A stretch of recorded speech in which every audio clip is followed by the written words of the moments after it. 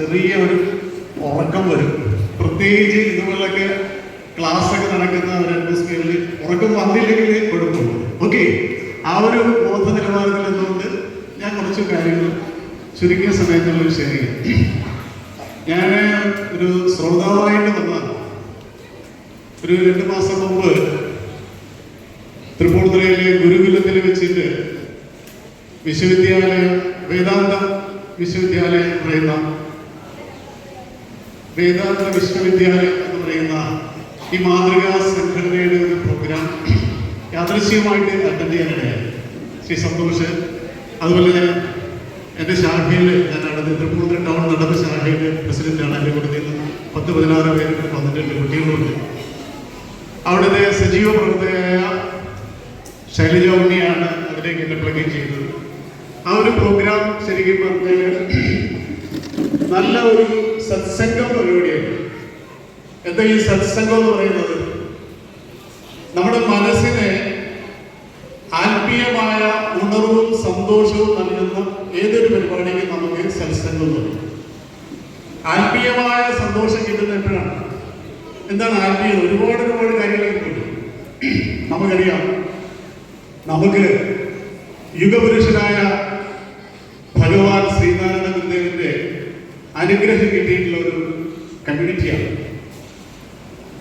ആ യുഗപുരുഷനായ ഭഗവാൻ ശ്രീനാരായണ ഗുരുദേവന്റെ ദർശനങ്ങൾ മനസ്സിലാക്കാൻ, അതിന്റെ ബാലപാഠങ്ങൾ ശ്രമിക്കാൻ നമുക്ക് കഴിഞ്ഞാൽ നമ്മുടെ ജീവിതം ധന്യമായി സാധ്യമായി.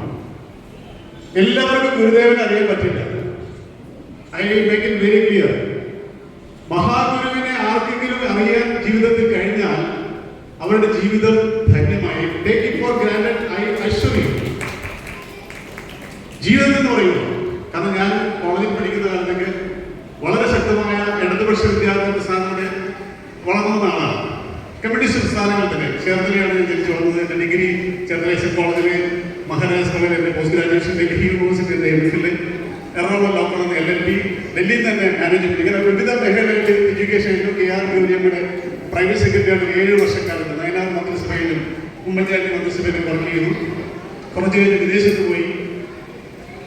പിന്നീട് കേരള ഹൈക്കോടതിയിൽ അഭിഭാഷകനായിട്ട് എൻറോൾ ചെയ്ത് ഒരുപാട് സ്ഥാപനങ്ങളിലെ കൺസൾട്ടന്റായിട്ട് അഭിഭാഷകനായിട്ട് ജോലി ചെയ്യും.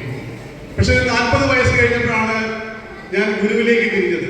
അതുവരെ കമ്മ്യൂണിസ്റ്റ് ആശയങ്ങളാണ്, കമ്മ്യൂണിസ്റ്റ് പാർട്ടിയെ കമ്മ്യൂണിസ്റ്റ് ആശയങ്ങൾ തള്ളിപ്പറയല്ല. പക്ഷേ ഗുരുവിലേക്ക് അടുക്കാൻ കാരണം എൻ്റെ പിതാവാണ്. കാരണം എൻ്റെ അച്ഛൻ, എനിക്ക് ഓർമ്മ വെച്ച കാലം പോലെ SNDP യോഗത്തിന്റെ 15 വർഷം ചേർത്തല വാറനാട് നമ്മുടെ ജീവിതത്തിന്റെ പ്രസിഡന്റാണ്. എൻ്റെ വീട്ടിൽ എപ്പോഴും സസ്യങ്ങളുണ്ട്. പിന്നീട് ഗുരുവിലേക്ക് അടുത്തപ്പോഴാണ് അനുഭവിച്ചറിയാൻ പറ്റാത്ത ഒരു ആത്മീയ നേരത്തുള്ള നിർവൃതിയിലേക്ക് നമുക്ക് പ്രവേശിക്കാൻ വേണ്ടത്.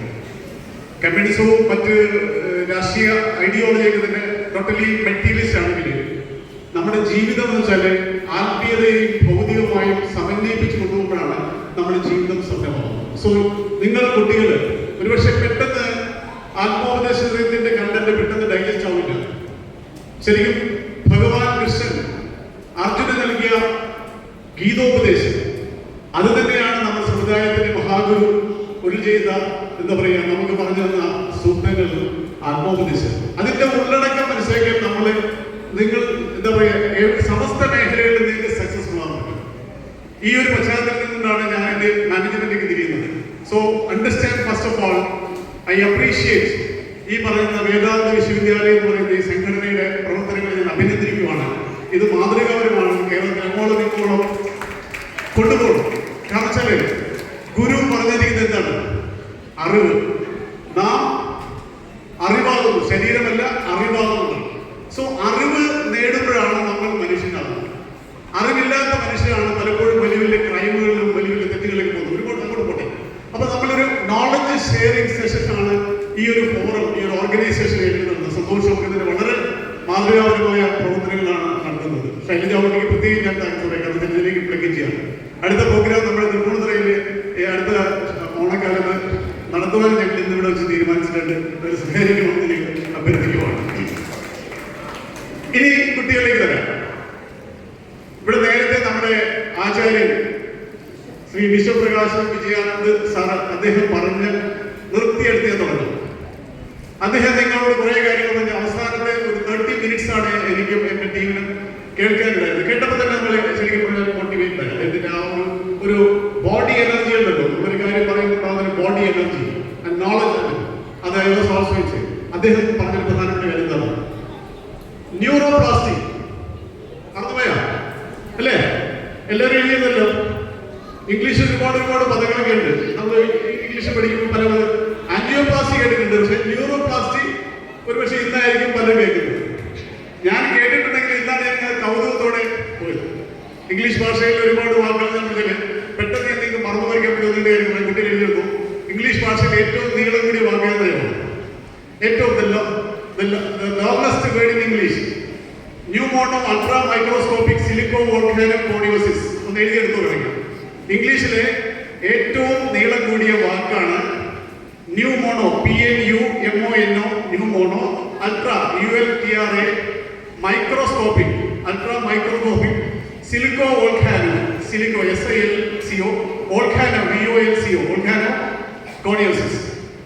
വീണ്ടും പറയാം, ന്യൂമോണോ അൾട്രാ മൈക്രോസ്കോപ്പിക് സിലിക്കോ വോൾക്കാനോ കോണിയോസിസ് എന്നാണ് ഇംഗ്ലീഷിലെ ഏറ്റവും നീളം കൂടിയ വാക്ക്. ഇതിന്റെ അർത്ഥം വെച്ചാൽ ഖനിത്തൊഴിലാളികളെ ബാധിക്കുന്ന ഒരു രോഗത്തിന്റെ പേരാണ്. നമ്മുടെ ചേർത്തലയിലേക്ക് മണലുണ്ടല്ലോ, അത് അല്ലെങ്കിൽ മൈനേഴ്സ് ശ്വസിക്കുമ്പോൾ ഉണ്ടാകുന്ന ഒരു റെസ്പിറേറ്ററി ഡിസീസിന്റെ പേരാണ് ഈ പറഞ്ഞ ന്യൂമോണോ.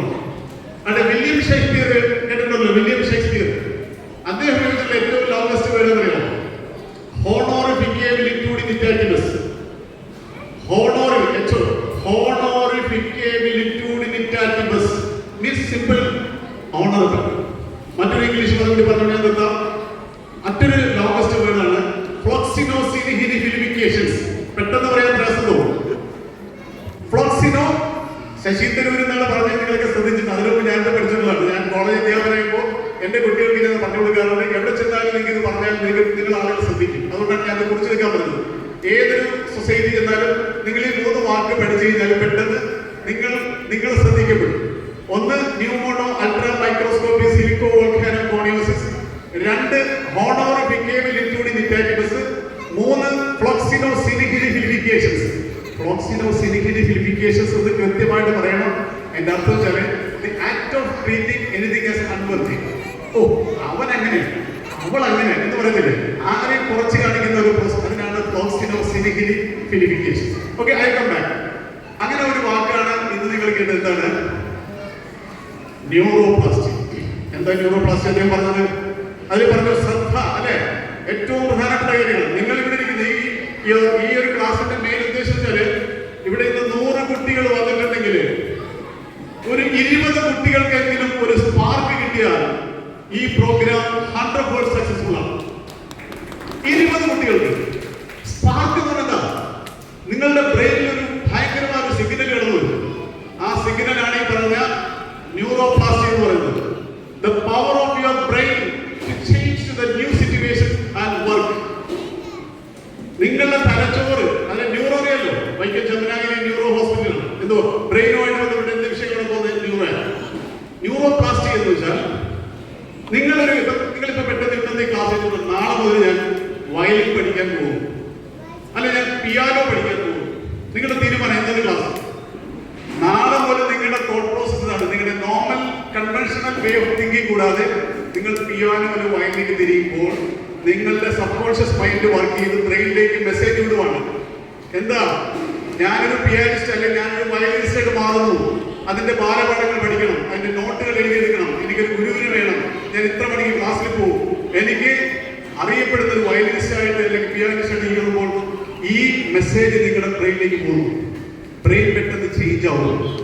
ആ ചേഞ്ചിങ് സിറ്റുവേഷനിൽ നിങ്ങൾക്കൊരു ചേഞ്ച് വരും. ഇതാണ് ന്യൂറോപ്ലാസ്റ്റി. അതാണ് അദ്ദേഹം പറഞ്ഞത്. ഓക്കെ, ക്ലിയർ ആയല്ലോ? ഇനി ഈ ന്യൂറോപ്ലാസ്റ്റി നിങ്ങൾ ഡിസൈഡ് ചെയ്യെങ്കിൽ എങ്ങനെ നിങ്ങൾ മുന്നോട്ട് നിങ്ങളുടെ കരിയറിൽ, നിങ്ങളുടെ ജീവിതത്തിൽ എങ്ങനെ സക്സസ്ഫുൾ ആവും? ലോകത്തിന്റെ ചരിത്രം എടുത്തു കഴിഞ്ഞാൽ 100 പേരെ എടുത്തു കഴിഞ്ഞാൽ ഏതാണ്ട് 20 പേരാണ് സക്സസ്ഫുൾ ആകുന്നത്. ബാക്കി 80 പേര് സക്സസ്ഫുൾ ആവുന്നില്ല. പക്ഷെ ആരും അറിയുന്നില്ല എന്താ ഈ സക്സസ്ഫുൾ എന്ന് പറയുന്നത്. ഈ സക്സസിന്റെ ക്രൈറ്റീരിയ എന്താണ്? വിജയം എന്ന് പറയുന്നതിന്റെ ക്രൈറ്റീരിയ പറയുന്ന അയാള് ഭയങ്കര സക്സസ്ഫുൾ ആയി. ഇപ്പൊ ഞാൻ പറയുന്നത് മോഹൻലാല്, മമ്മൂട്ടി ഇവരൊക്കെ സക്സസ്ഫുൾ ആയി, സതീശൻ സക്സസ്ഫുൾ ആയി, അല്ലെ? എന്നൊക്കെ ഒരു മാനദണ്ഡം. ശരിക്കും അതാണോ?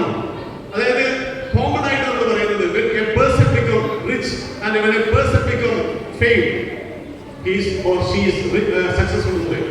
ഒരു വ്യക്തി ജീവിതത്തിൽ പണം സമ്പാദിക്കുമ്പോഴും പ്രശസ്തി നേടുമ്പോഴും ആളുകൾ അറിയപ്പെടുമ്പോഴും അയാളുടെ ജീവിതത്തിലെ വിജയിയായിട്ട് നമ്മൾ കാണുന്നതാണ്. അതൊരു കോമൺ ഡെഫിനിഷനാണ്. പക്ഷേ റിയൽ സക്സസ്ഫുൾ എന്ന് വെച്ചാൽ എങ്ങനെയാണെന്ന് വെച്ചാൽ success means when you are capable of touching the lives of others. മറ്റുള്ളവരുടെ ജീവിതത്തെ നിങ്ങൾക്ക് സ്പർശിക്കുവാൻ കഴിഞ്ഞാൽ നിങ്ങളുടെ ജീവിതം സഫലമായി സാർത്ഥകമായി വിജയിക്കാൻ കഴിയും. ഏത് തുറയിലായിട്ട് നിങ്ങൾ അതിനാണ് ഈ ന്യൂറോപ്ലാസ്റ്റിക് പറഞ്ഞു വരുന്നത്. നിങ്ങൾ ജനിച്ചു വൈക്കത്തെ ഒരു ഗ്രാമത്തിലെ ഒരു കുട്ടിയായ ഒരു കുടുംബത്തിൽ ജനിച്ചു, നിങ്ങൾ ഒരു ജോലി കിട്ടി, നിങ്ങൾ കുറെ കഴിഞ്ഞ് പ്രസവിച്ചു, മക്കളുണ്ടായി, അല്ലെങ്കിൽ അച്ഛനായി അമ്മയായി, അവസാനം നിങ്ങൾ പറയും നോ. ആ പ്രോസസ്സിനോടൊപ്പം തന്നെ സമൂഹ ജീവിയായ നിങ്ങൾക്ക് സമൂഹത്തിനോട് കമ്മിറ്റ്മെന്റ് ഉള്ളപ്പോൾ സമൂഹത്തിലെ ആരെങ്കിലുമൊക്കെ നിങ്ങളുടെ ജീവിതം കൊണ്ട് നേട്ടം കിട്ടിയോ എന്ന് നിങ്ങൾ ആലോചിക്കണം. അതിനെന്ത് വേണം? നിങ്ങൾ ലൈഫിൽ സക്സസ്ഫുൾ ആകണം. ഓക്കെ, അപ്പൊ തീർച്ചയായിട്ടും നിങ്ങൾ അതാണ് നിങ്ങളുടെ സക്സസിന്റെ definition. I make it very clear. There are two types of definition. One is a normal, conventional. The other is the philosophical definition. Philosophical definition. ഇപ്പോൾ ശ്രീനാരായണ ഗുരുദേവൻ എന്ന് പറയുന്നത് എന്താണ്? നമ്മളെല്ലാം പറയുമ്പോഴേ നമുക്ക് കുളിര് പോരും അല്ലേ? കോടിക്കണക്കിന് ആൾക്കാരുടെ മനസ്സിന് സ്വാതന്ത്ര്യവും സന്ദേശവും സമാധാനവും നൽകുന്ന 64 കൃതികൾ രചിച്ച നമ്മളെയൊക്കെ ജയിക്കുന്ന മോട്ടിവേറ്റിംഗ് ഫാക്ടർ എന്ന് വെച്ചാൽ ഗുരുദേവനാണ്. ഏറ്റവും സക്സസ്ഫുൾ അല്ലേ? ഏറ്റവും സക്സസ്ഫുൾ അല്ലേ? നമ്മളെ പഠിപ്പിച്ച അധ്യാപകൻ അല്ലേ? അങ്ങനെ നിങ്ങളൊന്ന് ആലോചിക്കുക, ഇവരെല്ലാം സക്സസ്ഫുൾ. അപ്പൊ ഇനി coming to the point. So if you want to become successful, first of all നിങ്ങൾക്ക് എന്ത് വേണം? നിങ്ങൾക്ക് ആദ്യം എന്താ വേണ്ടത്? നിങ്ങളുടെ മനസ്സിൽ you must have a burning desire. മനസ്സിലെ ഒരു ജ്വലിച്ചു നിൽക്കുന്ന ഒരു തീവ്രമായ ആഗ്രഹം. That is called dream. അതാണ് നേരത്തെ പറഞ്ഞത്. വേണ്ടേ? ഡ്രീം ഉണ്ടെങ്കിൽ മാത്രമേ നിങ്ങൾ എവിടെയെങ്കിലുമൊക്കെ എത്തിപ്പെടുള്ളൂ. സ്വപ്നങ്ങൾ സ്വപ്നങ്ങൾ സ്വപ്നങ്ങളെ നിങ്ങൾ സ്വർഗകുമാരികളല്ലോ. നിങ്ങൾ ഈ ഭൂമിയില്ലെങ്കിൽ നിശ്ചലം ശൂന്യമീ ലോകം വയലാറാകുന്നില്ലേ? എന്ത് കറക്റ്റാണ്. സ്വപ്നങ്ങളില്ലെങ്കിൽ ഭൂമി നിശ്ചലമാണ്. നമ്മളെ ഗൈഡ് ചെയ്യുന്നത് നമ്മുടെ സ്വപ്നങ്ങളാണ്. മാതാപിതാക്കളുടെ സ്വപ്നങ്ങൾ, മക്കളെ കുറിച്ച് സ്വപ്നങ്ങൾ, നമ്മുടെ സ്വപ്നങ്ങൾ. പഠിക്കുമ്പോൾ എനിക്ക് ഡോക്ടർ ആകണം, എഞ്ചിനീയർ ആകണം. ഞാൻ പറയുന്നു നിങ്ങളൊരു നല്ല മനുഷ്യനാകണം. അതായിരിക്കും നിങ്ങളുടെ ഡ്രീം, നിങ്ങളുടെ ഗോള്. മറ്റത് ആദ്യത്തെ ഒരു ഷോർട്ട് കട്ടാണ് ഇത്. എഞ്ചിനീയർ ആകുക, IAS ഓഫീസർ ആകുക, അധ്യാപകർ നിങ്ങളുടെ ജീവിതത്തിൽ ഉപജീവനത്തിന്റെ ഭാഗമാണ്. നിർബന്ധമായിട്ട് വേണം, അവസാനം. പക്ഷെ അതിനേക്കാൾ എന്തൊക്കെയാണ്? നല്ലൊരു മനുഷ്യൻ വേണം. ഓക്കെ, അപ്പൊ നിങ്ങളുടെ മനസ്സിലെ ഒരു ഡ്രീം വേണം. ആ ഡ്രീമാണ് നിങ്ങളുടെ ജീവിതത്തിന്റെ ലക്ഷ്യം. അതാണ് നിങ്ങളുടെ ഒബ്ജക്റ്റീവ്സ്, അതാണ് നിങ്ങളുടെ ഗോള്. ആ goal will take you to the correct destination. നമ്മൾ ഈ വേമ്പനാട് കായൽ തീരത്തിൽ താമസിക്കുന്നതാണ്. വേമ്പനാട് കായലിൽ ചുമ്മാ നോക്കുമ്പോൾ ചില പൊങ്ങുതടികൾ ഇങ്ങനെ അങ്ങോട്ടും ഇങ്ങോട്ടും ഒഴുകി നടക്കണം അല്ലേ? ചുമ്മാ കണ്ടല്ലേ? അല്ലെ ഒതണക്കായിട്ട് കണ്ടിട്ടുണ്ട്. അതിന് വല്ല ലക്ഷ്യത്തോ? പൊങ്ങുതടിക്ക് കാറ്റിന്റെ ഗതിയനുസരിച്ച് വേലിയേറ്റ് പോലെ എവിടെയെങ്കിലും നിന്ന് എടുക്കും അല്ലേ? നമുക്കൊരു ജന്മങ്ങളുള്ളൂ, ഒരു ജീവിതമുള്ളൂ. അത് സഫലമാകണം, സാർത്ഥകമാകണം. പച്ചമലയാളത്തിൽ വന്നത് കോഞ്ഞാട്ടെ ആകാതെ മുമ്പിൽ എന്ന് പറയുന്ന ഒരു ബേർണിംഗ് ഡിസയർ. അതാണ് നിങ്ങളുടെ dream. That is your destination. രാവിലെ വീട്ടിൽ നിന്ന് എഴുന്നേറ്റ് വൈക്കം ബസ് സ്റ്റാൻഡിൽ നിന്നിട്ട് എങ്ങോട്ട് പോകണോ അറിയാതെ നിൽക്കുന്ന ഒരു അവസ്ഥ നിങ്ങൾ ആലോചിക്കുകയെ. നിങ്ങൾ അവിടെ പോകും. തലേ ദിവസം രാത്രി ആലോചിക്കും ഞാൻ നാളെ തിരുവനന്തപുരത്ത് പോലെ നാളെ പാലയ്ക്ക് പോകും. തീർച്ചയായിട്ടും നിങ്ങൾ വൈക്കം ബസ് സ്റ്റാൻഡിലേക്ക് പോകുന്നത് എന്തിനാ? പാലാ ബസ് അല്ല തിരുവനന്തപുരം ബസ് ഇരിക്കാനാണ് അല്ലേ? ബസ് സ്റ്റാൻഡിൽ എന്നിട്ടാണ് നിങ്ങൾ ബസ് ആലോചിക്കുന്നത് എവിടെ പോകണം എന്നുള്ളത്. സോ ഏതൊരു വിദ്യാർത്ഥിക്കും മനസ്സിൽ വേണ്ടത്, ആദ്യം വേണ്ടത്, first of all make sense, note it down, have a very powerful dream. Because dream is your goal and that is your destination that will take you success. Clear? അതാണ് ഈ നേരത്തെ പറഞ്ഞ ന്യൂറോപ്ലാസ്റ്റിയുടെ ഫസ്റ്റ് ബേസ്. Second, dream. ഭയങ്കരമായ ഡ്രീമൊക്കെ ഉണ്ട് അല്ലേ? ഞാൻ ഡ്രീമൊക്കെ എഴുതി എന്റെ ഡയറി എഴുതി വെച്ചിരിക്കുകയാണ്. കഴിഞ്ഞ ദിവസം ഒരു IAS പാസ്സായ ഒരു പെൺകുട്ടിയുടെ ഇന്റർവ്യൂ വന്നപ്പോൾ നമ്മുടെ ആളുകളൊക്കെ ഇൻസ്പയർ ആയി. വളരെ പാവപ്പെട്ട ഒരു കുടുംബത്തിലെ കുട്ടിയാണ്. ആ കുട്ടിയുടെ വീടിന്റെ ചുവരുകളിലൊക്കെ നമ്മൾ പത്രത്തിൽ വായിച്ചല്ലേ ഡ്രീം എഴുതി വെച്ചിരിക്കുകയാണ്. ഇത്രാം തീയതി അല്ലെ ഇത്രാം വർഷം ഞാൻ ഡിഗ്രി പാസ്സാകും, ഇത്രാം വർഷം ഞാൻ പോസ്റ്റ് ഗ്രാജുവേറ്റ്, ഇത്രാം വർഷം സിവിൽ സർവീസ്, ഇത്രാം വർഷം എന്റെ വിവാഹം, ഇത്രാം വർഷം എനിക്ക് കുട്ടികൾ. What A powerful dream. അത് എഴുതി കുട്ടിയ സ്വന്തം ബെഡ്റൂമിൽ ഒട്ടിച്ചു വെച്ചിരിക്കുകയാണ്. That means creative visualization of dream. വെറും അച്ഛനോടും അമ്മയോടും പറയണ്ട. നിങ്ങൾ മക്കളെ കുട്ടികളെ എഴുതി വെക്കുക. ഞാൻ എന്റെ കാര്യം ഒന്നിനൊക്കെ ചെയ്ത് അത് ഞാൻ സക്സസ്ഫുൾ ആയിട്ട് ചെയ്തിട്ടുള്ളതാണ്. അത് ഞാൻ പിന്നെ പറയാം. അത് പറയുമ്പോൾ മുമ്പ് ചെയ്യും. ഞാൻ ചെയ്തിട്ടുണ്ട്. വെറുതെ പറയാം. Say what you do and do what you say. പറയുന്നത് പ്രവർത്തിക്കുക, പ്രവർത്തിക്കുന്നത് പറയുക. Say what you do and do what you say. So ആ dream first of all dream വെച്ച് കഴിഞ്ഞാൽ വെറുതെ നമുക്ക് അച്ചീവ് ചെയ്യാൻ പറ്റുമോ? ഇല്ല. Next is PMA. എന്താ PMA ചൊല്ല്? Positive mental attitude. എന്താ പോസിറ്റീവ് മെന്റൽ ആറ്റിറ്റ്യൂഡ് എന്ന് വെച്ചാൽ എല്ലാ കാര്യത്തോടും തുറന്ന മനസ്സോടെ സമീപിക്കാനുള്ള വലിയൊരു മനസ്സിന്റെ ഉടമയായി തീരാനുള്ള ഒരു ക്വാളിറ്റി നിങ്ങൾക്ക് ഉണ്ടാകണം. നമ്മുടെ വീട്ടിലെ അറയ്ക്കകത്ത് ഒരു വിളക്ക് ഒരു 6 മാസം 1 വർഷം സൂക്ഷിച്ചാൽ ആ വിളക്കിന്റെ നിറം എന്തായിരിക്കും? ഈ നിലവിളക്കിന്റെ നിറം എന്തായിരിക്കും? കറുത്തിരിക്കും അല്ലെ? ക്ലാവ് പിടിക്കും. അതിന്റെ നിറം മങ്ങും. നമ്മുടെ ഹൃദയത്തിൽ എപ്പോഴും ഒരു വിളക്കുണ്ട് ഇതിരിക്കുന്നത്. ആ വിളക്കിനെ ബ്രാസം ചെയ്യണം, തേച്ച് മിനുക്കി എപ്പോഴും ഗ്ലിറ്ററിംഗ് ആക്കി നിർത്തണം. Mental diet. ഇപ്പൊ ഉച്ചയ്ക്ക് നിങ്ങൾ കഴിച്ചത് ഫിസിക്കൽ ഡയറ്റ് ആണ് നമ്മുടെ വയറ്റിലേക്ക്. മെന്റൽ ഡയറ്റ് ആണ് പോസിറ്റീവ് മെന്റൽ ആറ്റിറ്റ്യൂഡ്. പത്രം എടുത്ത് വായിച്ചാൽ 3ാമത്തെ പേജ് വായിച്ചാൽ പലപ്പോഴും നിങ്ങൾ ഡൗൺ ആയി പോകും. എന്താ? റേപ്പ് സ്റ്റോറികൾ, അച്ഛൻ മകളെ വെട്ടിക്കുന്നു, മകൻ അച്ഛനെ വെട്ടിക്കുന്നു അല്ലെ? ഇതൊക്കെ നിങ്ങളുടെ മനസ്സിലേക്ക് ഭയങ്കരമായിട്ട് വരും. ഇതൊക്കെ കൊണ്ട് ജനാധിപത്യത്തില് പ്രശ്നങ്ങളുണ്ട്. പക്ഷേ നിങ്ങളുടെ മനസ്സെപ്പോഴും പോസിറ്റീവ് മെന്റൽ ആറ്റിറ്റ്യൂഡ് അല്ലെ? എല്ലാ വിഷയങ്ങളെയും തുറന്ന മനസ്സോടെ അച്ഛൻ, അമ്മ അല്ലെങ്കിൽ നിങ്ങളുടെ ഗുരു. നിങ്ങളോട് എനിക്ക് പറയാനുള്ളത്, ഈ ലോകത്തിലെ ഏറ്റവും വലിയ വെൽവിഷേഴ്സ് ആരാണ്? നിങ്ങളുടെ അച്ഛനും അമ്മയാണ്.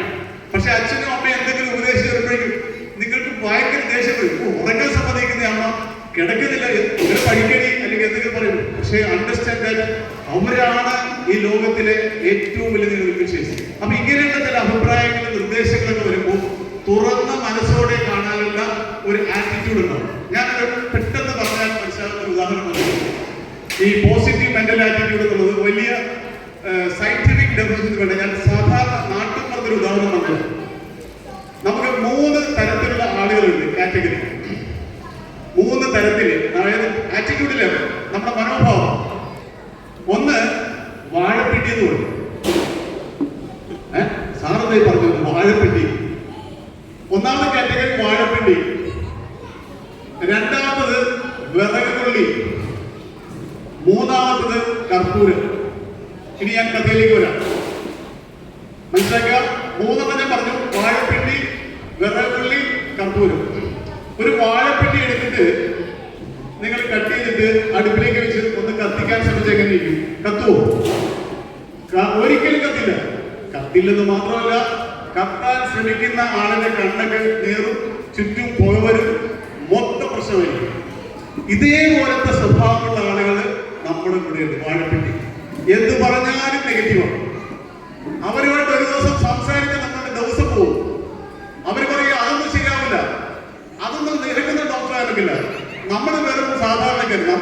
ഇങ്ങനെ എല്ലാം അവർ നെഗറ്റീവാണ് അല്ലെ? 2ാമത്തെ കാറ്റഗറി എടുക്കും. 2ാമത്തെ കാറ്റഗറിയാണ് വിറകുകൊള്ളി. വിറകിന്റെ സ്വഭാവം എന്താ? അടുപ്പിലേക്ക് വെച്ചാൽ കത്തും. ഒരു സംശയമുണ്ട്. ഇപ്പൊ അടുത്ത കാലത്തൊക്കെ വിറകിന് വലിയ ഡിമാൻഡാണ്. വിറക് കത്തും. പക്ഷെ ഒരു കാര്യം ചെയ്യണം, ഇടയ്ക്കൊന്ന് നോക്കണം, ഒന്ന് ഉന്തി കൊടുക്കണം, ഒന്ന് തള്ളി കൊടുക്കണം അല്ലെ? കുഴപ്പമില്ല. അത്തരമുള്ള ആളുകൾ നമ്മുടെ കൂട്ടത്തിലുണ്ട്. അങ്ങനെ ആശയപ്പെട്ടു എന്നാ നോക്കിക്കളെ. സാറത് ശരിയാണോ? നോക്കാം. ഇങ്ങനെയൊക്കെ ചിന്തിക്കില്ലേ? ഇങ്ങനെയൊക്കെ പറയത്തില്ലേ? അതാണ് പോസിറ്റീവ് മെന്റൽ ആറ്റിറ്റ്യൂഡ്. 2ാമത്തെ ആൾക്കാർ ഒരു ആശയം പറയുമ്പോ നോക്കിക്കളെ. എന്നാലും ഉള്ളിന്റെ ഉള്ളിൽ ചെറിയ സംശയമുണ്ട്. എന്നിട്ട് ഒരു തള്ളു കൊടുക്കണം, വിളിക്കും, ഒരു ഉന്ത് കൊടുക്കണം. ഒരു തള്ളു ഒന്ന് കിട്ടിയില്ല. ഓക്കെ. 3ാമത്തെ കാറ്റഗറി കർപ്പൂരം. കർപ്പൂരത്തിന്റെ സ്വഭാവം എന്താ? നമ്മൾ ഈ ഭദ്രദീപം തെളിയിക്കുമ്പോ തിരിയുടെ അറ്റത്തുള്ളൊരു കർപ്പൂരം കരുതുക, പെട്ടെന്ന് കത്താനും അല്ലെ? പിന്നെ കർപ്പൂരത്തിന്റെ സ്വഭാവമുണ്ട്, ഒരിക്കൽ കത്തിച്ചു വിടാൻ.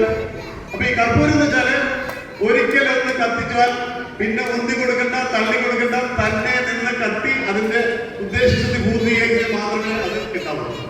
3ാമത്തെ കാറ്റഗറിയാണ് കർപ്പൂരം. ഇവിടെ ഇരിക്കുന്ന നിങ്ങളെല്ലാം ഏത് കാറ്റഗറിയാണ്? കർപ്പൂരമായിരിക്കണം. ഞാൻ പറഞ്ഞ മനസ്സിലാണല്ലോ. അതായത് നിങ്ങൾക്ക് അത് വണ്ടി തള്ളി സ്റ്റാർട്ട് ചെയ്യുന്നത് തന്നെ സ്റ്റാർട്ട് ചെയ്യുന്നു. പ്രോആക്റ്റീവ് ആയിരിക്കണം. കർപ്പൂരം എപ്പോഴും പ്രോക്റ്റീവ് ആയിരിക്കണം. ഇവിടെ നിങ്ങൾ പോകുമ്പോൾ നിങ്ങൾ എല്ലാവരും ഓരോ കർപ്പൂരങ്ങളായിട്ട് പോകുള്ളൂ. വാഴപ്പിണ്ടി ആരുണ്ടോ? അത് കൈവെക്കാവോ? ഏതെങ്കിലും വാഴപ്പിണ്ടി കൈവെക്കുക? ആരുമില്ല.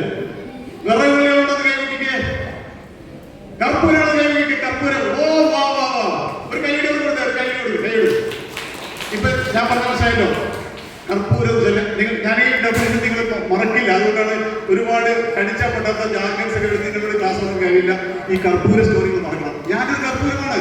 എനിക്കൊരു ആശയം കിട്ടി. ഞാനിന്ന് വൈകിട്ട് വേദാന്ത വിശ്വാസത്തിന്റെ ക്ലാസ്സിൽ പോയി. എനിക്ക് അവിടെ ക്ലാസ് കേട്ടു. എനിക്ക് വേണ്ടിയിട്ട് അതിന്റെ ആചാര്യങ്ങൾ മറ്റ് ഒരുപാട് ടീച്ചർമാർ ക്ലാസ്സിലെത്തു. അതിൽ തന്നെ എനിക്ക് ഒരു ധൈര്യം കിട്ടി. ഇനി എനിക്കൊന്നുമില്ല, ഐ വിൽ ഡു ഇറ്റ് എന്ന് പറയും. എനിക്കൊരു ഡ്രീം ഉണ്ടെന്ന് പറയും. അങ്ങനെ ഒരു കാര്യം പറയാതെ സ്വമേധ ചെയ്യാം. വീട്ടിലെപ്പോഴും എന്താണ് അച്ഛനന്മാരും നിങ്ങൾ എടാ അതൊന്നും ചെയ്യടാ, എടാ അതൊന്നും അല്ല പറയത്തില്ലേ? നമ്മുടെ സ്ക്രീൻ ടൈം പറയുള്ളൂ. അതൊന്നും ഇനി വേണ്ട. നിങ്ങളൊക്കെ സ്വമേധയാണ്. കാരണം നിങ്ങളെല്ലാം ബ്രൈറ്റ് സ്മാർട്ട് കിഡ്സ് ആണ്. നിങ്ങൾ ഈ കർപ്പൂരങ്ങളാണ്. സോ ഇതാണ് പോസിറ്റീവ് മെന്റലായിട്ട് നമ്മുടെ ഡ്രീം അച്ചീവ് ചെയ്യാൻ. മൂന്നാമത് എന്ന് വെച്ചാൽ ഇച്ചിരി പ്രയാസമുള്ള കാര്യമാണ് ഹാർഡ് വർക്ക്. അല്ലേ? First you have A dream. നിങ്ങൾ ഡ്രീം സെറ്റ് ചെയ്തു. നിങ്ങൾക്ക് ആറ്റിറ്റ്യൂഡ് നിങ്ങൾ കർപ്പൂരമാണെന്ന് തെളിയിച്ചു. ഇനി നിങ്ങൾക്ക് എന്ത് വേണം?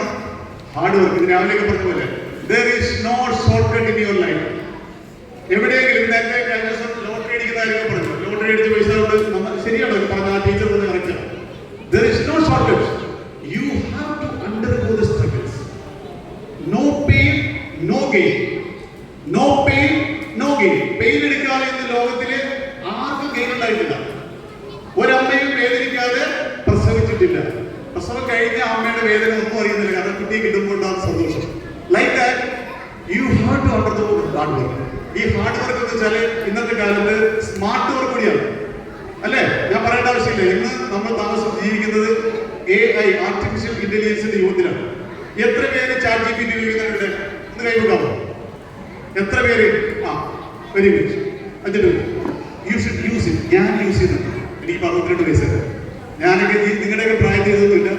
എൻ്റെ വക്കീൽ പണിയിൽ ഞാൻ 25% കോൺട്രിബ്യൂട്ട് ചെയ്യുമ്പോൾ എനിക്ക് 75% ഔട്ട്പുട്ട് കിട്ടുന്നത് ചാറ്റ് GPT ആണ്. ഞാൻ ഒരു റിട്ടേൺ സ്റ്റേറ്റ്മെന്റ് അല്ലെങ്കിൽ കൗണ്ടർ ഓഫ് തയ്യാറാക്കി കംപ്ലീറ്റ് സ്വന്തമായിട്ട് അടിച്ച് നേരെ chat GPT. Kindly arrange to read this paragraph in the return statement to be filed in the high court. അവിടെ ചാറ്റ് GPT ഇപ്പടപടപടന്ന് അടിച്ചിരിക്കുന്നത് എന്ത് മനോഹരമാണ്. ആ ജെമിനി നിങ്ങളുടെ കൈക്കൊണ്ടിരിക്കുന്നതല്ലേ? ജെമിനിയോട് ചോദിക്കുക, എനിക്കൊരു പുതിയ EV വാങ്ങിക്കണം, ഒരു EV കാർ വാങ്ങിക്കണം. Gemini please give me valid advice as to which is the best EV available in my country. ഉടനെ ജെമിനി നിങ്ങൾക്ക് കൃത്യമായിട്ട് ഇൻഫർമേഷൻ തരും. ഒരു ക്ലാസ് നടന്നിരിക്കുമ്പോൾ നിങ്ങൾ നേരെ മെറ്റയിലേക്ക് കയറുന്നു. വാട്സാപ്പിൽ മെറ്റ വരുന്നു, ആസ്ക് എന്ന് പറയുന്നില്ലേ? അല്ലേ? ഇപ്പൊ ഞാൻ ഈ പറഞ്ഞ 3 വാക്കുകൾ ഞാൻ പഠിച്ചു. ഞാൻ പറഞ്ഞ ന്യൂമോണോ അൾട്രാ മൈക്രോസ്കോപ്പി സിൽക്കോ ഓർഗാനിസം മോണോറിക് ഫ്ലോക്സിലൊക്കെ നിങ്ങൾ അടിച്ചു നോക്കിക്കോ. It is there. സോ നിങ്ങൾ ഭാഗ്യവാന്മാരും ഭാഗ്യവതികളാണ്. കാരണം വെച്ചാൽ നിങ്ങൾ ജീവിക്കുന്ന ഈ കാലഘട്ടം വെച്ചാൽ ആർട്ടിഫിഷ്യൽ ഇന്റലിജൻസ് നിങ്ങളെ സഹായിക്കാൻ വേണ്ടി ഞാൻ റെഡി എന്ന് പറഞ്ഞിരിക്കുകയാണ്. Why don't you use it, utilise it. So ആ രൂപത്തിലുള്ള ഹാർഡ് വർക്കും സ്മാർട്ട് വർക്കും എന്നാൽ നിങ്ങൾക്ക് നിങ്ങളുടേതായ ഒരു ഗോളിലേക്ക് എത്തിച്ചേരണം. അപ്പൊ ക്ലിയർ ആയാലോ? ഹാർഡ് വർക്ക് മനസ്സിലായല്ലോ? എന്തൊക്കെയാണ് ഹാർഡ് വർക്ക്? ഈ ഹാർഡ് വർക്കിനെ ഇഷ്ടപ്പെടാത്ത കാര്യം വേണ്ടേ? വീട്ടിൽ നിങ്ങൾ ഇത്തിരി ഹാർഡ് വർക്ക് ചെയ്യണം. ജോലി അല്ലെ സ്കൂളിൽ പോയിട്ട് തിരിച്ചു വന്നു കഴിഞ്ഞാൽ അമ്മയെ അടുക്കളയിൽ പോയിട്ട് സഹായിക്കണം. അമ്മ കുക്ക് ചെയ്യുമ്പോൾ ഒത്തിരി തേങ്ങ ചെറുതി കൊടുക്കണം. നമ്മുടെ വാഷിംഗ് മെഷീനിലുള്ള വസ്ത്രങ്ങൾ ഉണ്ടെങ്കിൽ അത് പലപ്പോഴും ഊരിയാകുമ്പോൾ കിട്ടും. പിന്നെ അച്ഛനും അമ്മ പോയി എടുക്കണം. ശരിയല്ലോ? ചെയ്തെല്ലാം ചിരിക്കണം. എനിക്കറിയാം ഈ പ്രായത്തിൽ അവിടെ നിൽക്കുന്നവർ ഊരി പിന്നെ അടുത്തേക്ക് തൊട്ട് പോകാം. ഈ പാവ അമ്മ അച്ഛൻ്റെ പെറുകിയെടുത്തുള്ള വാഷിംഗ് മെഷീൻ ഇന്ന് പോലെ കിട്ടുന്നു. നിങ്ങളുടെ ഡ്രസ്സുകളും എല്ലാം കൃത്യമായിട്ടുണ്ട്. അമ്മേ ഞാൻ വാഷിംഗ് മെഷീൻ, വെരി ഗുഡ്. അമ്മയെ അന്ന് തേങ്ങ ചെറിയ ഓക്കെ, വെരി ഗുഡ്. അമ്മയെ നമുക്ക് ഗാർഡനിൽ ഞാൻ നനച്ചോളാം. അമ്മ വെരി ഗുഡ്. അമ്മ ആ പട്ടിക്കൂടി ഞാൻ വൃത്തിക്കണം. അമ്മ വെരി ഗുഡ്. അല്ലേ? ഇത് നിങ്ങളുടെ ഹാർഡ് വർക്കിന്റെ ഭാഗമാണ്. എന്തുകൊണ്ട് വെച്ചാല് നിങ്ങൾ നാളെ വലിയ ആളാകുമ്പോഴേക്കും ഇത് നിങ്ങൾക്ക് അറിയാം എന്നുള്ള ഇത്. ഞാൻ 4 വർഷം ഗൾഫിൽ ഒരു കമ്പനിയുടെ GM ആയിട്ട് വർക്ക് ചെയ്തപ്പോൾ ഞാൻ നേരത്തെ കുറച്ച് കാര്യങ്ങൾ എൻ്റെ അമ്മയ്ക്ക് ആസ്മ രോഗങ്ങളുള്ളപ്പോൾ പുട്ടുണ്ടാക്കാനും തേങ്ങ എഴുതി കൊടുക്കാനൊക്കെ അമ്മയെ സഹായിക്കാൻ ഞാൻ കയറുമായിരുന്നു. എൻ്റെ ചേർക്കലിലെ ഗ്രാമത്തിൽ അമ്മയ്ക്ക് എപ്പോഴും ആസ്മയാണ്. എനിക്കത് വളരെ പ്രയോജനപ്പെട്ട് ഗൾഫിൽ ചെന്നപ്പോൾ എൻ്റെ ഭാര്യ ആരുമില്ല. 4 വർഷം ഞാൻ കുക്ക് ചെയ്തു. പണ്ട് കുട്ടിക്കാലത്ത് പഠിച്ചാൽ അമ്മ പഠിപ്പിച്ചപ്പോൾ ഈ ഗോട്ട് ഇറ്റ്. സോ നിങ്ങളുടെ ഈ ഹാർഡ് വർക്കിന്റെ ഫലമായിട്ട് അത് അങ്ങനെ ഫാമിലിയിൽ അവരെ സഹായിക്കാനുള്ള ദേഷ്യപ്പെടുന്നത് സ്ക്രീൻ ടൈം. ഏറ്റവും പ്രധാനപ്പെട്ട കാര്യം ഞാൻ നിങ്ങളോട് ആർട്ടിഫിഷ്യൽ ഇന്റലിജൻസിന്റെ കാര്യം പറഞ്ഞു, ചാറ്റ് ജിപിടിയുടെ കാര്യം പറഞ്ഞു, മെറ്റയുടെ കാര്യം പറഞ്ഞു, ജെമിനിയുടെ കാര്യം പറഞ്ഞു. പക്ഷേ അമൃതും അധികമായാൽ വിഷം. സ്ക്രീൻ ടൈം നിങ്ങളുടെ 24 മണിക്കൂറിൽ എത്ര മണിക്കൂർ നിങ്ങൾ സ്ക്രീൻ ടൈം യൂസ് ചെയ്യുന്നു, മൊബൈൽ നിങ്ങൾ യൂസ് ചെയ്യുന്നു? നിങ്ങൾക്ക് ആവശ്യമുള്ള പ്രോജക്റ്റുകൾ ചെയ്യാൻ നിങ്ങൾ ഉപയോഗിക്കണം. അത്യാവശ്യം റീൽ കാണാം, അത്യാവശ്യം വാട്സാപ്പ് നോക്കാം, അത്യാവശ്യം നിങ്ങളുടെ മെസ്സേജുകളെ കണ്ടിട്ടുണ്ട്. But never be addicted to that. A.G. Gardner എന്ന് പറയുന്ന ലോകപ്രസിദ്ധ ഫിലോസഫർ പറഞ്ഞിട്ടുണ്ട്, your habit should be a stick that we use, not a crust to lean on. നിങ്ങളുടെ ശീലങ്ങൾ നിങ്ങൾ നടക്കുമ്പോൾ ഒരു ഊന്നുവടിയായിരിക്കണം, അല്ലാതെ നിങ്ങളെ എടുത്തിട്ട് പോകുന്ന സ്ട്രക്ചർ ആകരുത്. ഈ സ്ട്രക്ചർ ആകുന്നതുകൊണ്ടാണ് നിങ്ങൾ അതിന് അടിമയാകുന്നതുകൊണ്ടാണ്. സോ ഒരിക്കൽ പോലും നിങ്ങൾ ഒരു ദിവസം ഒന്ന് മൊബൈൽ ഫോൺ ഒന്ന് മാറ്റി വെച്ച് ഈ ഭൂമിയുടെ സൗന്ദര്യം ആസ്വദിച്ച് നോക്കിയേ. ഭയങ്കര ഞാൻ ചെയ്തിട്ടുണ്ട്. I have done it. നിങ്ങൾ ടോട്ടലി ഡിഫറെന്റ് ആവും. സോ ഞാൻ പറഞ്ഞു വരുന്നത് മൊബൈൽ ഫോൺ നിങ്ങൾക്ക് ആവശ്യമാണ്, പ്രോജക്റ്റുകൾ ചെയ്യാൻ ആവശ്യമാണ്, ഒരിക്കലും ഉപയോഗിക്കുന്നു പറയുന്നില്ല. പക്ഷേ നിങ്ങളുടെ റെസ്പോൺസിബിൾ ആയിട്ടുള്ള ഡ്രീം സെറ്റ് ചെയ്തിരിക്കുന്ന നിങ്ങൾ നിങ്ങളുടെ മൊബൈൽ ഫോണിന്റെ യൂസ് കൃത്യമായിട്ട് നിങ്ങൾ കൺട്രോൾ ചെയ്യണം. മാത്രമല്ല നിങ്ങളുടെ കണ്ണുകൾക്ക് ഇത്രായിരം മണിക്കൂറുകൾ മാത്രമേ, നമ്മുടെ ടി വി ഒക്കെ അറിയാലോ, പിക്ചർ ട്യൂബിന് ഒരു കാലാവധിയുണ്ട്. എത്ര വലിയ വില കൂടിയ ടി വി ആയാലും ഇത്രായിരം മണിക്കൂർ കഴിഞ്ഞാൽ പിക്ചർ ട്യൂബ് അടിച്ചു പോകും. എന്ന പോലെ നിങ്ങളുടെ ഈ കണ്ണിന്റെ റെറ്റിന നിങ്ങൾ ഈ കുട്ടിക്കാലം മുതലേ ഇത് യൂസ് ചെയ്താൽ ഒരു 45-50 വയസ്സാകുമ്പോൾ കാഴ്ച ശക്തിക്ക് പ്രശ്നം വരുന്നുണ്ട്. Understand that. ഇത് ലോകത്തിലെ സൈനിക മാത്രമല്ല, നിങ്ങൾക്ക് ഒരുപാട് മറ്റു ചില ഡിസീസുകൾ ഡെവലപ്പ് ചെയ്യും. സോ സ്ക്രീൻ ടൈം, മൊബൈൽ ഫോണിന്റെ ഉപയോഗം നിങ്ങൾ മിനിമൈസ് ചെയ്ത് റീസണബിൾ ലെവലിൽ കൊണ്ടുപോകും. എന്തുകൊണ്ടല്ലേ നിങ്ങൾക്കൊരു ഡ്രീമാണ്. ഓക്കെ, അപ്പൊ ഞാൻ പറഞ്ഞു, ഫസ്റ്റ് ഓഫ് ഓൾ നിങ്ങൾക്കൊരു ഡ്രീം ഉണ്ടായിരിക്കണം. നമ്മുടെ മാഷ് ആചാര്യൻ പറഞ്ഞ ആൻജിയോപ്ലാസ്റ്റി നിങ്ങൾ നിശ്ചയിച്ചു. ശ്രദ്ധ വേണം.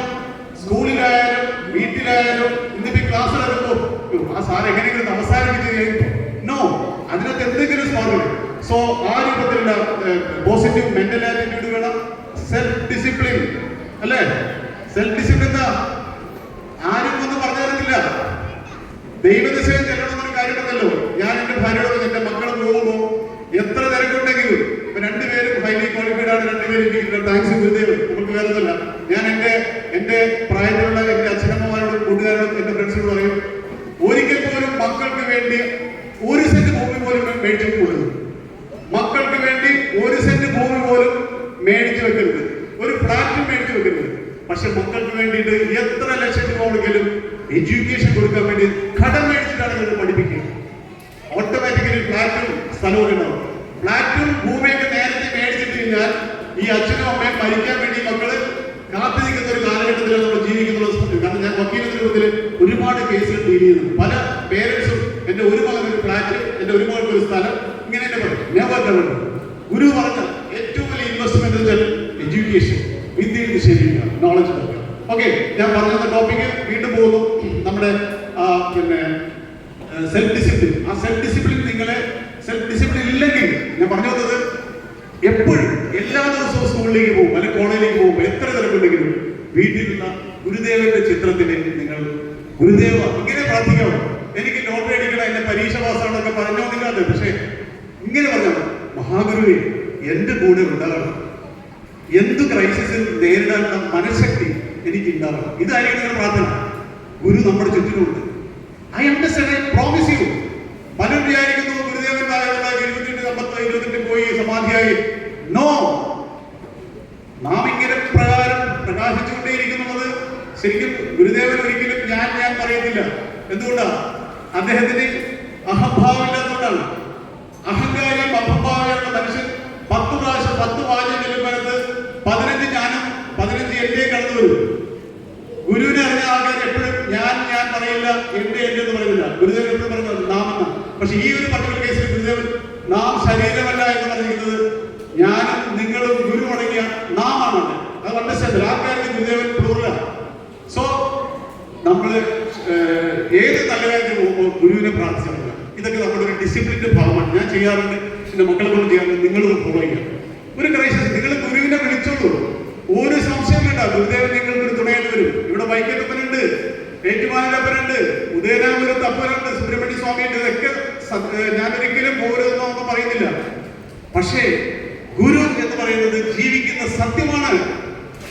ഒരു മഹാഗുരു നമ്മുടെ സമുദായത്തിൽ ജനിച്ചു ജീവിച്ചു, ഒരു ദൈവികമായ എല്ലാ കഴിവുകളും നമുക്ക് ഉപദേശം നൽകി, നമുക്ക് ഭഗവത്ഗീതയ്ക്ക് തുല്യമായ ആത്മാവ് നൽകിയ ആ ഗുരുവിനെ കാണും. സോ പ്രാർത്ഥന വേണം. പ്രാർത്ഥനയുടെ ഫലം എന്താണ്? നമ്മുടെ ശരീരത്തിൽ അഴുക്ക് പറ്റിയാൽ സോപ്പിട്ട് കഴുകാം, അല്ലേ? അടുക്കളയിലെ പാത്രത്തിൽ അഴുക്ക് പറ്റിയാൽ നല്ല വിമ്മിട്ട് കഴുകാം. മനുഷ്യന്റെ മനസ്സിലെ അഴുക്ക് പറ്റിയാൽ എങ്ങനെ കഴുകിക്കളയും? വിമ്മിട്ട് കളയാൻ പറ്റുമോ? സോപ്പിട്ടാ പോവോ? ഷാമ്പൂട്ടാ പോവോ? അത് കഴുകിക്കളയാൻ സത്സംഗം, പ്രാർത്ഥന, ഇതുപോലുള്ള കൂട്ടായ്മകൾ മാത്രമല്ല. ഞാൻ വിളക്കിന്റെ കാര്യം, പ്രാർത്ഥനയിലൂടെ നമുക്ക് നമ്മുടെ മനസ്സിന്റെ അഴുകുകൾ വരും. ചിലപ്പോൾ തെറ്റുകളൊക്കെ തെറ്റാം, എല്ലാവർക്കും വരാം. സോ അങ്ങനെയുള്ള ഒരു സെൽഫ് ഡിസിപ്ലിൻ, ആ സെൽഫ് ഡിസിപ്ലിൻ പറയുമ്പോൾ ഒന്നുകൂടി ശ്രദ്ധിക്കുക. ക്ലാസ്സിലെ അന്നെന്ന് പറയുന്ന ടോപ്പിക്ക് നാളത്തേക്ക് മാറ്റി വെക്കരുത്. അതിന് ഇംഗ്ലീഷ് വാക്കുണ്ട് ഹാബിറ്റ് ഓഫ് പ്രൊക്രാസ്റ്റിനേഷൻ എന്ന് പറയും. എന്താണ് ഹാബിറ്റ് ഓഫ് പ്രൊക്രാസ്റ്റിനേഷൻ? പ്രൊക്രാസ്റ്റിനേഷൻ വെച്ചാല് നാളത്തേക്ക് മാറ്റി വെക്കുക, അല്ലെങ്കിൽ മറ്റന്നാൾ ഇന്നിങ്ങനെ പഠിക്കും, ഇത് നാളെ ചെയ്യും, അത് മറ്റന്നാൾ ചെയ്യും, ഇങ്ങനെ പഠിക്കുക. നാളെ ചെയ്യാനുള്ളത് ഇന്ന് ചെയ്യണം, ഇന്ന് ചെയ്യാനുള്ളത് ഇപ്പോൾ ചെയ്യും. ഇതായിരിക്കും നിങ്ങൾ പഠിച്ചത്. ഇത് തന്നെയാണ് നമ്മുടെ അബ്ദുൽ കലാം നമ്മൾ പഠിപ്പിച്ചത്. ഇന്ത്യയുടെ പ്രസിഡന്റ് ആയിരുന്ന അദ്ദേഹം പറഞ്ഞിരിക്കുന്ന കാര്യങ്ങളാണ്. സോ ഒരിക്കലും നിങ്ങൾ ക്ലാസ്സിലെ ഹോംവർക്കുകൾ അല്ലെങ്കിൽ അസൈൻമെന്റുകൾ അപ്പൊ നിങ്ങൾ എന്റെ പ്രശ്നത്തിലാവോ? നിങ്ങളൊരു അസൈൻമെന്റ് പോസ്റ്റ്പോൺ ചെയ്താൽ അടുത്ത അസൈൻമെന്റ് പിറ്റേ ദിവസം വരും. അപ്പൊ ഇത് ബാക്കിലോയായി നിങ്ങൾ ടെൻഷൻ ആവും. സോ അന്നൊന്നും ചെയ്യാനുള്ള കാര്യങ്ങൾ അന്ന് ചെയ്യുക. ഓക്കെ, പിന്നെന്ത് ചെയ്യണം? നോളജ് അക്വിസിഷൻ സ്കില്ല്, അറിവ് സമ്പാദിക്കുന്ന ത്വര, അത് നിങ്ങളുടെ ശരീരത്തിലും മനസ്സിലും എപ്പോഴും ഉണ്ടാവണം. നിങ്ങളിപ്പോ വാട്സാപ്പിലൂടെ കാണുന്നു, ദയവ് ചെയ്ത് വാട്സാപ്പിൽ റീൽ വരുന്ന എല്ലാ കാര്യങ്ങളും സത്യമാണെന്ന് ഒരിക്കലും വിശ്വസിക്കരുത്. ഓരോ വ്യക്തിയുടെ മനസ്സിലെ ആഗ്രഹങ്ങൾ പടച്ചുവിട്ട് റീലായിട്ട് വരുമ്പോൾ നമ്മൾ പറയും ഇത് ശരിയാണ്. No, never never never believe. Okay, WhatsApp university കിട്ടുന്ന ഇൻഫർമേഷൻ എടുത്ത് സ്റ്റോർ ചെയ്ത് അതിന് ഫോർവേഡ് ചെയ്ത് അതിന്റെ വെറാസിറ്റി പരിശോധിക്കണം. സോ നമ്മൾക്ക് കിട്ടേണ്ടത് കോളേജിൽ നിന്നും സ്കൂളുകളിൽ നിന്ന് കിട്ടുന്ന ആധികാരികമായ നിർദ്ദേശങ്ങളുണ്ട്. പത്രങ്ങളിൽ കിട്ടുന്ന എഡിറ്റോറിയൽ പേജിലുള്ള വാർത്തകൾ, എല്ലാ ദിവസവും പത്രത്തിലെ എഡിറ്റോറിയൽ പേജിൽ നോക്കണം. വാർത്തകളല്ല, എഡിറ്റോറിയൽ പേജില് എഡിറ്റോറിയൽ ഓരോ പത്രങ്ങളില്. നിങ്ങൾ സിവിൽ സർവീസ് ആഗ്രഹിക്കുന്ന ഒരു വിദ്യാർത്ഥിയാണെങ്കിൽ പത്രത്തിലെ എഡിറ്റോറിയൽ പേജ് നിർബന്ധമായിട്ടും എല്ലാ ദിവസവും വായിക്കണം. അതിൽ പത്രക്കാരുടെ അഭിപ്രായം കൃത്യമായിട്ട് വരും. നമ്മളത് മനസ്സിൽ സൂക്ഷിക്കുക. അപ്പൊ അങ്ങനെ ഒരു നോളജ് അക്വിസിഷൻ, അറിവ്, നോട്ടീസ് ചെയ്യാണ്ടിയ എന്നുള്ളത് സോക്രട്ടീസ് പറഞ്ഞ അറിവിന്റെ വേഷം എല്ലാം നമ്മൾ ഏറ്റെടുത്ത് സമയം കൊടുക്കുന്നു. ഓക്കെ, അതിന്റെ സമൂഹം അങ്ങനെ നോളജ് ഗുരു പറഞ്ഞിട്ടില്ലേ, വിദ്യ കൊണ്ട് പ്രബുദ്ധരാകുക, ശക്തരാകുക, അല്ലെ? അതിലൂടെ മാത്രമേ അറിവുള്ള ഒരു വ്യക്തി ഈ ഇരിക്കുന്ന ആ അറിവുള്ള ഒരാള് ഏതൊരു പിയർ ഗ്രൂപ്പിൽ കയറിച്ചതോ നിങ്ങൾക്ക് റെസ്പെക്ട് കിട്ടും. ശരിയല്ലേ? കാരണം നിങ്ങൾ തപ്പിയില്ല, നിങ്ങൾ പറയുന്ന കാര്യങ്ങൾ ആധികാരികമാണ്. കാരണം നിങ്ങൾ പഠിച്ചിട്ടുണ്ട്, നിങ്ങൾക്ക് വായനാശീലമുണ്ട്, നിങ്ങൾ നല്ല നല്ല കാര്യങ്ങൾ ചെയ്യുന്നു, നല്ല കാര്യം പ്രവർത്തിക്കും. അപ്പോ നിങ്ങൾ ഓരോരുത്തരും ആ അറിവ് നേടുവാനുള്ള വ്യഗ്രത നിർബന്ധമായിട്ട് ഉണ്ടായിരിക്കണം. ഇത്യാദി കാര്യങ്ങളെല്ലാം വരുമ്പോൾ ഞാൻ തിരിച്ച് ബാക്ക് ടു അവർ ഒറിജിനൽ ഇത് ഞാൻ സമർപ്പിക്കുകയാണ്. എന്താണ് ന്യൂറോ പ്ലാസ്റ്റിയിലേക്ക് തിരിച്ചു വരും. അതിന്റെ പേര് ന്യൂറോ പ്ലാസ്റ്റി. അതിന്റെ പേര് ടയർഡായി രണ്ടുപേരും വളരെ എന്റെ ഈ ഇത് മെഡിക്കൽ കേൾക്കുന്നത്. ന്യൂറോ പ്ലാസ്റ്റി നമ്മുടെ ആചാര്യൻ പറഞ്ഞു, അതില് നമ്മൾക്ക് ന്യൂറോ പ്ലാസ്റ്റി നിങ്ങൾ മാറാൻ തീരുമാനിച്ചിരിക്കുന്നു. അതാണ് ന്യൂറോ പ്ലാസ്റ്റി. ഇന്നലെ വരെയുള്ള രീതികൾ, അതായത് റെസിസ്റ്റൻസ് ചേഞ്ച് നമ്മുടെ ബ്ലഡിലുണ്ട്. നമ്മൾ മാറില്ല, നമ്മുടെ ബ്ലഡിലുള്ള ഇൻപുട്ടാണ്. നിങ്ങൾ മാറുന്നവരാണ് ജീവിതത്തിൽ രക്ഷപ്പെടുന്നത്. അവർ റാഡിക്കലായിരുന്നു. 46-ാമത്തെ വയസ്സിൽ കേരള ഗവൺമെന്റിന് ജോലി രാജിവെച്ചാണ് ഞാൻ അഭിഭാഷകനായത്. എന്റെ വീട്ടുകാരും നാട്ടുകാരും ഒക്കെ നിരുത്സാഹപ്പെട്ടു. നിങ്ങൾ ചെയ്യാൻ വേണ്ടി പറയില്ല. ഇല്ല, എനിക്കൊരു ബേണിംഗ് ഡിസയർ ഉണ്ട്, അഭിഭാഷകനാണ്, സമൂഹത്തിൽ നല്ല കാര്യം ചെയ്യണം, ശ്രീനാഥ് പ്രസാദിന്റെ സജീവമാകണം. എന്റെ ഡിസയർ ആയിരുന്നു. I did it. ഞാൻ ചേഞ്ച് ചെയ്തു. മറിച്ച് എന്റെ നാട്ടുകാരും വീട്ടുകാരും 58-ാമത്തെ വയസ്സിൽ കുറച്ച് പെൻഷൻ മേടിച്ച് വീട്ടിൽ വരും, അല്ലേ? I change myself. എന്റെ ഒരു കൊച്ചാഗ്രഹമായിരുന്നു, എന്റെ വാരണാട് ഗ്രാമത്തില് ഞാൻ രാവിലെ എഴുന്നേറ്റുമ്പോൾ കെട്ടുവള്ളങ്ങൾ ഇങ്ങനെ പോകും. 1960-കളിലെ കാര്യമാണ്. ആ കെട്ടുവള്ളങ്ങളാണ് പിന്നീട് എന്തായി മാറിയത്? ഹൗസ് ബോട്ടായി മാറിയത്. വലുതായി വന്നപ്പോൾ എനിക്കൊരു സ്വപ്നം ഉണ്ടായി, എനിക്കൊരു ഹൗസ് ബോട്ട് നിർമ്മിക്കണം എന്നുള്ളത്. പൊങ്ങച്ചൻ പറയില്ല, ഐ ഡിഡ് ഇറ്റ്. എന്റെ തറവാട്ടിൽ വെച്ച് 3 ബെഡ്റൂമുള്ള ഒരു സ്റ്റീൽ ഹൗസ് ബോട്ട് നിർമ്മിച്ചു. പൊങ്ങച്ചൻ പറയല്ല, ഞാൻ എന്റെ ഡ്രീം ഞാൻ എന്റെ ഡയറിയിൽ എഴുതി. അതിന് എത്രയോ ഗൗരിയമ്മയുടെ സെക്രട്ടറി ആയിട്ട് 7 വർഷം വർക്ക് ചെയ്തെങ്കിലും അഴിമതി കാണിക്കാത്ത 5 പൈസ പോലും എന്റെ ബാങ്ക് ബാലൻസ് ഉണ്ട്. പക്ഷേ ഒരുപാട് വിദ്യാഭ്യാസം ഒരുപാട് എക്സ്പീരിയൻസ് ഉള്ളതുകൊണ്ട് ഞാൻ വിദേശത്തേക്ക് പോയി നമ്മുടെ കഴിവുകൾ യൂസ് ചെയ്യാൻ വേണ്ടിയിട്ട്.